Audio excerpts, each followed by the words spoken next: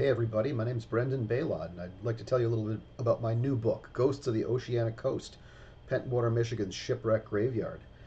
This is a book that I've been working on for over 20 years and stops and starts.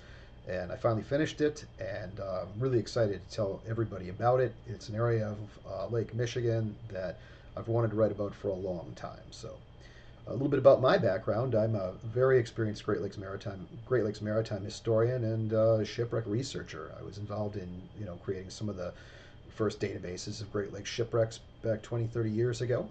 Some of my interests, though, are the shipwrecks of the Keweenaw Peninsula of Michigan, which is where I'm from, the beavers and the foxes out in the middle of the lake, and some of you may have seen my book, Fathoms Deep But Not Forgotten, Wisconsin's Lost Ships, about Wisconsin's shipwrecks. I also look for shipwrecks, occasionally find one.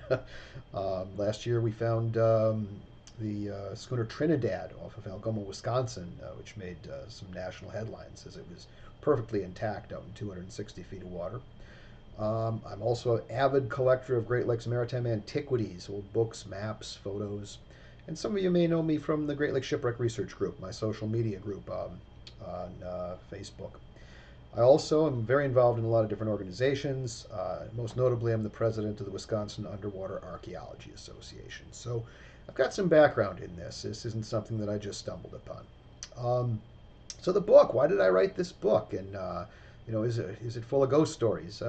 Well, I wrote this book because Pentwater, Michigan, caught my eye due to the number of shipwrecks it had, a really, really high density of shipwrecks, but shipwrecks whose stories hadn't been told. These were ships that were lost to history. So, in a sense, these are ghost stories to me because these are stories that are vanished in the mists of time. Even local people in Oceana County aren't aware of many of these ships that lie in their waters and under their beaches. And so, my goal was to bring these stories out of mythology and back to reality. Um, so is the book just about shipwrecks? Well, no. I give a lot of contextual information and a lot of area history. I take you through a full cartographic history of Pentwater, finding the Pentwater River on maps from my collection. I collect really early Great Lakes maps. One of the rarest ones I have is this 1840 map where Pentwater is called Notipicago River. If you translate that from the Ottawa, it's roughly the place where water fetches or water gathers, which I believe is probably how it was anglicized to Pentwater. But again, this is original research. This isn't something I read from someone else's book. This is an original map that I own the only copy of. I noticed this, and so I dug into it and made it part of this story.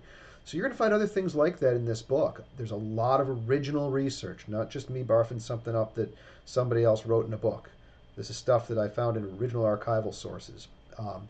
I also have hundreds of pictures in this book from my personal collection, many of which have never before been published. Um, a lot of early vessels that nobody had photos of appear in here. I also take you through all the area's early piers, places like Lee's Pier down, by Stony Lake, or some of the early piers at Pentwater. I take you through a whole history of the harbor. I take you through a history of both of Little Sable Point Light, and of the life saving service. There's also a chapter on ships built in Oceana County, and there were many that people aren't aware of. And I take you through a long list of vessels that wrecked at Oceana County but weren't total losses. So, a little more context. Why so many wrecks in the Pentwater area? Well, I mean, the obvious reason is that ships that were coming from Milwaukee and Chicago had to go right by it and make their turn to head up through the Manitou Passage. And often these big storms coming out of the southwest would blow these vessels ashore. And the 2 points form a bay, a feature known as a bight, B-I-G-H-T. And these huge reverberatory waves build in the middle here, and they conspire to sink a lot of ships. This is just a small sampling that you see up here. So Pentwater is really an underwater graveyard. There were just a lot of shipwrecks. This is an example. This is a map, kind of a blurry one, I apologize, from the book, that shows you all the ships that I write about. Every one of these ships that you see on this map has a chapter where I go into a lot of detail And not just, oh, it wrecked. I take you through a whole cultural history of the ship. Who owned it? Why was it built? What trade was it in? Where was it sailing? What was it doing in the area off Pentwater? I tell you the story of how it went down, usually using first person accounts from survivors. I dug deep in every one of these and found, found actual accounts from people who were on the ship to tell you the story. And then I tell you also about what happened to it. If the ship has remains, I talk about it. So it's also something of an underwater archaeology book because I talk about every keel and ribs that ever emerged from a beach around in Oceana County. If an old timer told me that there used to be a shipwreck 300 yards off the beach, I wrote about it. And so and I started interviewing people 25 years ago, many of whom have since passed, like Fred Seaman from the Pentwater Historical Society gave me a ton of early remembrances. And Rod Danielson from Rod's Reef Dive Shop, long since closed. So a lot of good information about where these ships are. And I dug deep into local history resources. I own a lot of these. The History of Manistee, Mason, and Oceana County. This is my own copy. Or Oceana County Pioneers and Businessmen of Today, my own copy. Plus, I used a lot of rec reports from the National Archives. I dug into the Life Saving Service annual reports, the annual lists of U.S. merchant vessels. These are all my own personal copies. The rec reports of the Board of Lake Underwriters, the insurance records of ships. So this is a comprehensive book. I don't think I missed too many. Let's talk about some of the more interesting wrecks. I'll give you just a quick overview. Probably the one that the fewest people are aware of is the Brig Neptune. This is the first ship ever to wreck on the west coast of Lake or the east coast of Lake Michigan. That had a significant was a significant commercial loss. So this was a big ship. It was carrying barreled rum, high wines they called them, and it was blown, as were most ships, onto the beach just south of Little Saville Point, or I'm sorry, on the outer sandbar, and sank. And only two crews survived. They managed to swim through the surf, and they only survived because they managed to carry a barrel of rum in with them, which sustained them. But they both lost their legs, and they both survived. And so I give both their riveting accounts of this shipwreck from 1839. What's more interesting, though, is that in 1884, salvors found the hull sticking out from under the sandbar, and they tried to salvage it, but the sand covered it back up before they could get much work done. Again, in 1966, another salver found it when the tug Olivelle Moore stranded there at Little Sauble. He was sledding the area looking for her machinery when he saw a bow sticking out of the outer sandbar with chains paying out. Now, the Neptune is completely buried, but it's largely intact under the sandbar, and those barrels of rum are still in it, buried under the sandbar. And that's not just a ghost story or not just a hype story.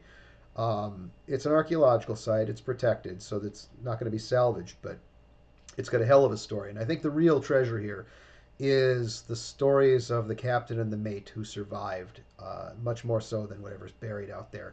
But it does become unburied every few years. Schooner Titan's another one that has a riveting account. I found this account while I was researching this wreck. This is actually a photo that I owned from an original stereo view in my collection of the Titan under the waves at Milwaukee, only weeks before she was lost.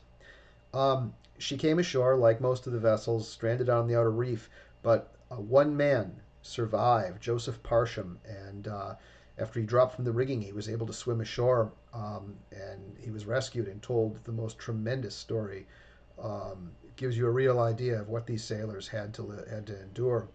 What's more interesting is that the Titan has remains off the beach, and I talk about this, where this wreck is, and they're buried now, but the old timers remember seeing them, and we know about where this ship is. Here's a real interesting story that I tell in the book in detail. The schooner Louie Meeker. This was a brand new vessel built in 1872 at Manitowoc. She was lost after only 2 trips. Her captain was out in a beautiful summer weather in August. He had taken his young son on the boat with him when a huge squall came across the lake, blew the ship over. It went down. There were a few survivors, and they tell the story.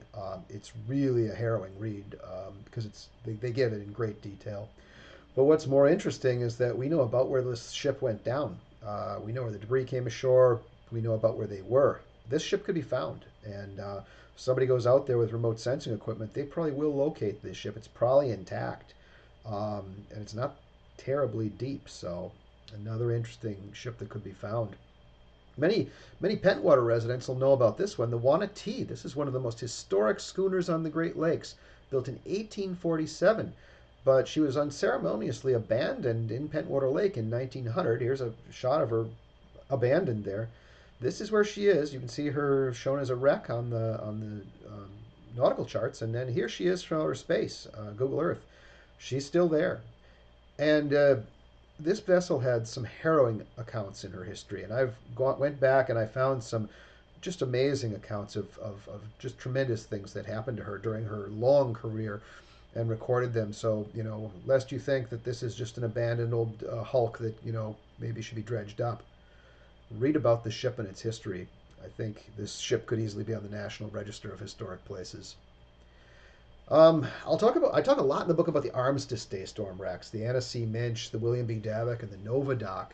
Um, I did a lot of original research to really flesh these stories out because when I first started writing, two of the survivors of the Nova Doc disaster were still alive, Lloyd Belcher and Howard Goldsmith, and they gave me their remembrances of almost freezing to death on the Nova Doc and being rescued by Captain Clyde Cross and his crew.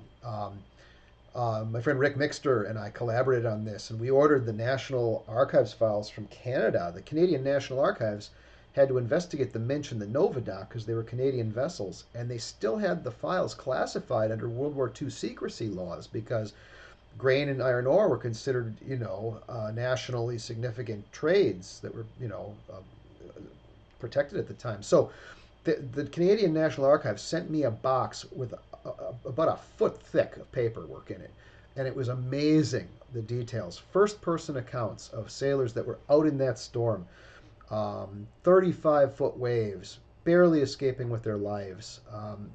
It's just a tremendous story. I got interviews from local residents like Andy Todd, who dived these wrecks back when they were, first lost. The Cross family, who I interviewed. And for every ship, I give a full accounting of all the crew, what happened to them, and pictures if I could find them.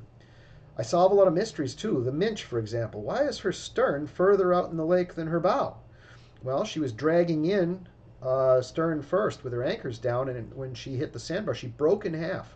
And like the Daniel J. Morrell, her stern continued to power out into the water under its own power and hit the bow, cutting a big gash in it. A lot of people thought that the Davic and the Minch collided, but the Davic's 8 miles away. We solved the mystery through forensic analysis of the site. We took a side scan sonar and actually mapped it and found that the bow is way out here, and it had to have continued out into the water and or the stern, and hit the bow. So, other things that we found that were really interesting. The Davic, I go through and do a forensic analysis. A lot of people don't know she was actually last seen off Muskegon and blew halfway up the lake before she capsized and sank off of Little Sable Point. So I take you through the radio calls that were made by the Davic and the other ships. A lot of people don't know that the radio calls had been preserved. There are a lot of fascinating things that I bring to light for the first time in this book. And then lastly, but certainly not the last wreck in the book, but one of the newer ones, the Tug Kamanche. I take you through her whole history. A lot of people don't know that there's this beautiful little tug preserved out there on the bottom north of Pentwater. But she's very historic. She was built in 1900 as an Army Corps of Engineers tug, and she had burned and was being towed for repair when she went down. And I go through her entire history, and I show you the photos of her as she was before she went down. So most divers only know of this as a dive target, but I tell her whole history. So, and there are many other wrecks I talk about too, including the most recent one, the big yacht Pizzazz. So this book is a really deep dive, not just into the shipwrecks of Pentwater, but into its maritime history, into really the maritime history of the whole western coast, or west coast of Michigan, because these ships had ties to Ludington, they had ties to Muskegon, to White Lake, all these different communities. So I would encourage you to get a copy. It's a good read, not just a reference book. You're going to find that it's fun to read as well as informative.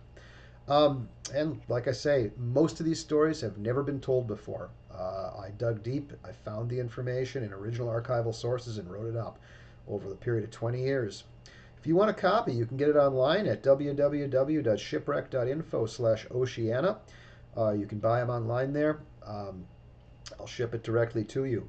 If you're a store or a historical society and you want copies, I do have a really nice discount rate if you want to buy 10, 20, 30 copies to sell. So, don't hesitate to reach out to me too, baylot@gmail.com. So, hope you buy the book. It was certainly a labor of love, not something I wrote to get rich. It's a small, small community, but I wrote it because it's an important story that should have been told. So, thanks for listening and get your copy. Bye bye.